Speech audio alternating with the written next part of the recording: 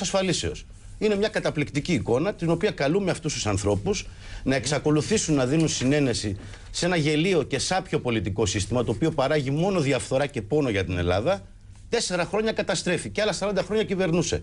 Ψηφίστε ξανά λοιπόν τους ίδιους ανθρώπους, αυτούς που σας κατέστρεψαν, τα ίδια πρόσωπα, μερικά εκ των οποίων είναι ήδη στη φυλακή από τους ίδιους, για να συνεχίσουμε και μετά σε 10 χρόνια θα έχουμε και την ανάκαμψη.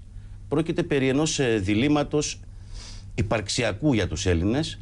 Το δικό μας το δίλημμα και το δικό μου προσωπικά είναι, αγαπητοί συνέλληνες, αν θέλετε να αλλάξουμε ιστορική σελίδα, αν θέλετε να συνεχίσουμε να βλέπουμε τα παιδιά μας στα μάτια για ένα μέλλον που τους παραδίδουμε, αν δεν θέλεις ο γιος σου, ο 20χρονος, ο 25χρονος να ψάχνει μια θέση στο Ντουμπάι, στη Νέα Ζηλανδία, αλλά θέλει να μείνει εδώ, να σηκώσουμε τη χώρα ξαναπάνω, ας δοκιμάσουμε προς τη δημοκρατία, προς την αριστερά. Και όχι προς την απικιοκρατία. Είναι τόσο απλά τα πράγματα. Αν οι Έλληνες έχουν την ευθύνη του τόπου τους.